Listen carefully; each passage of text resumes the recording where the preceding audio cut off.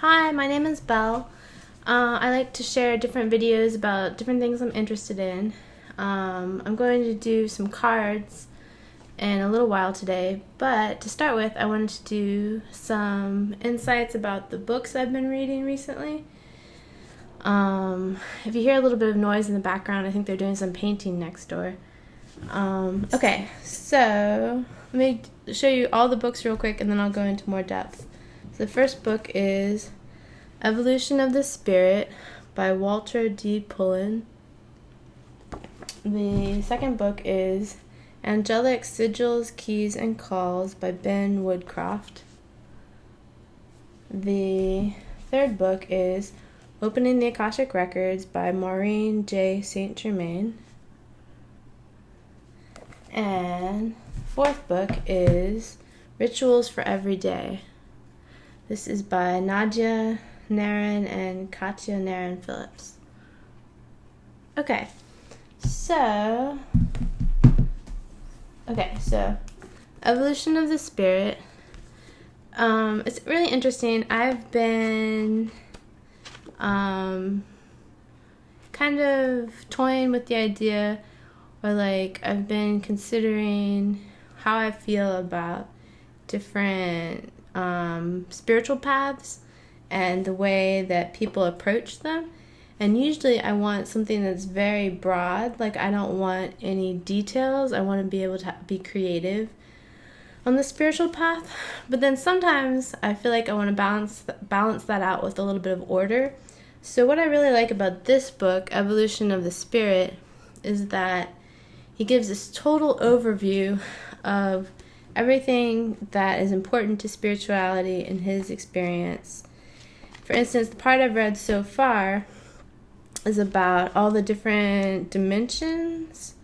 So he breaks it down into the physical dimension, the astral dimension, the mental dimension, the Buddhic, which is the Akashic and love dimension, the nirvanic spirit dimension, the monadic, which would be the Christ consciousness dimension, and then the top dimension is the Godhead, divinity.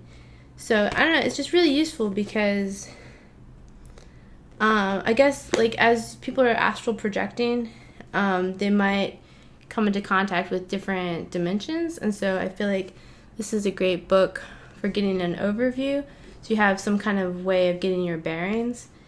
And I don't know, it's just really straightforward, and yet in the introduction, I feel like he talks about how everything's always evolving, so he's not trying to say that this is dogma, which I really appreciated that he took the time to mention that. He's not saying people have to do things a certain way, but he's saying in his experience and his research, this is some of the overview for how he perceives the spiritual dimensions and the spiritual planes as being.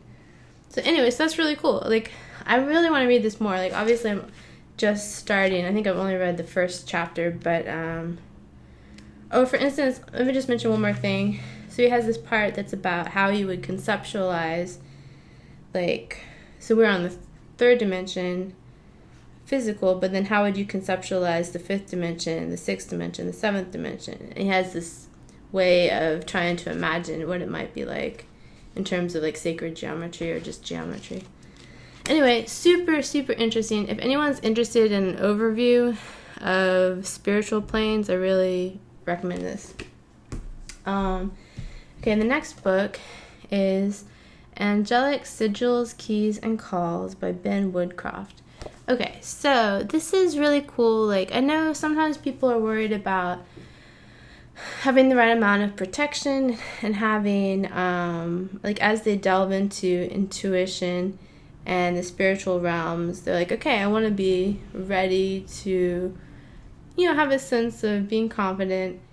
And if they run into anything a little nasty, they want to have tools and skills that can help them right away. So I feel like this is, the tagline under this is 142 ways to make instant contact with angels and archangels. So I think one of the main reasons the author created this is because he wanted people to have access to angelic magic that, like as he says, that really works, and that he has a call, an angel call, so he has like the specific things you would say, but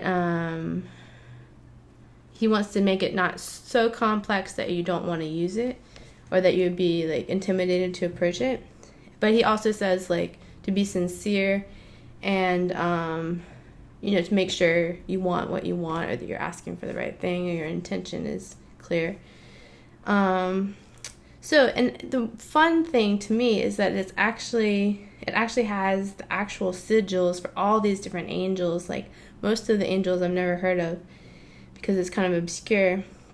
So I haven't been doing any of the angel calls yet, because I feel like I'm not sure exactly what my intention is yet.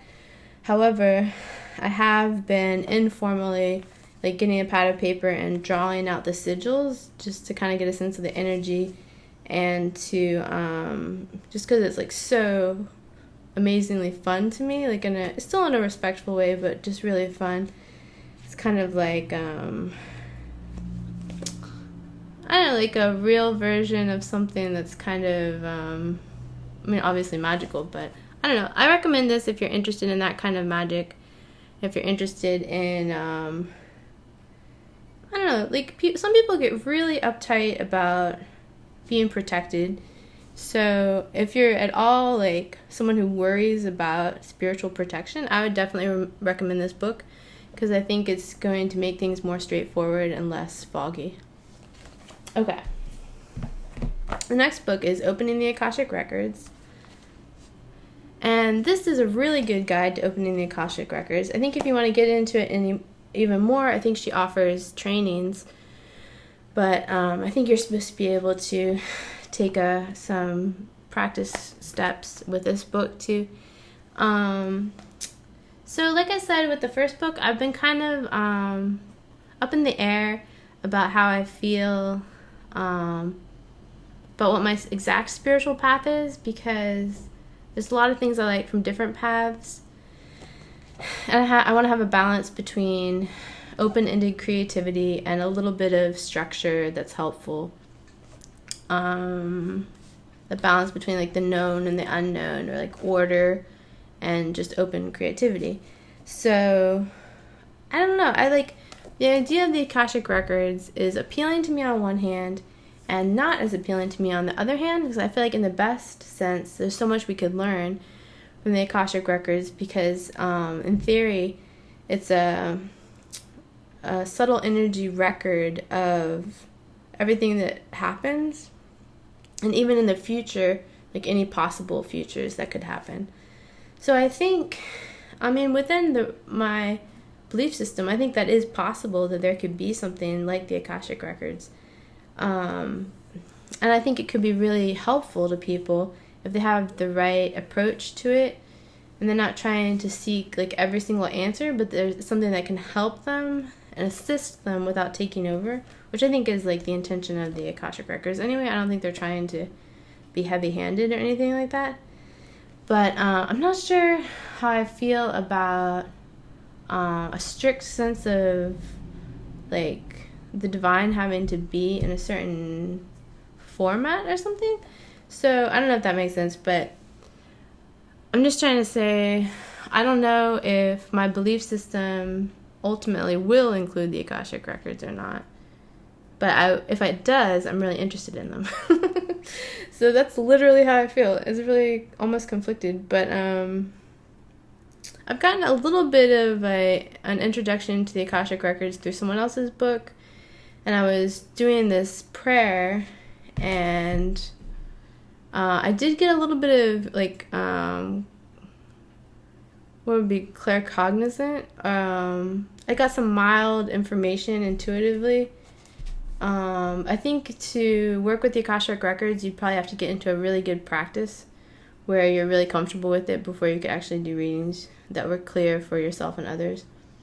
So I don't know. I'm going to definitely experiment with this and try to at least practice and see if I am comfortable with it or not. Okay. And those are the books that I've actually delved into a little bit. But this last book I just got recently, and Rituals for Every Day. So I would love to do a book like this that's about like altars and rituals and stuff like that. So I thought this would be a great way to see what other people are doing. So they literally have like, it's a very kind of beautiful book. Has like one type of ritual on each page, and has some pictures or photos too of the people doing the different rituals. So it's kind of like almost a coffee table book in some ways, but not really. Like, I think I could actually use this book. And I think it tries not to be super formal, because you don't have to have a certain belief system to use the rituals in this book. So I think they're trying to make it more available to anyone who's interested. So that's cool. I'm looking forward to getting into that. And then I wasn't going to mention these two. Okay, I have 3 more. So this one I haven't gotten into yet, even though it's a beautiful book as well. It's by Julia Diaz. It's called Witchery, Embrace the Witch Within. And I don't know if you can't see it, but it's kind of embossed where the leaves are and stuff. It's really pretty.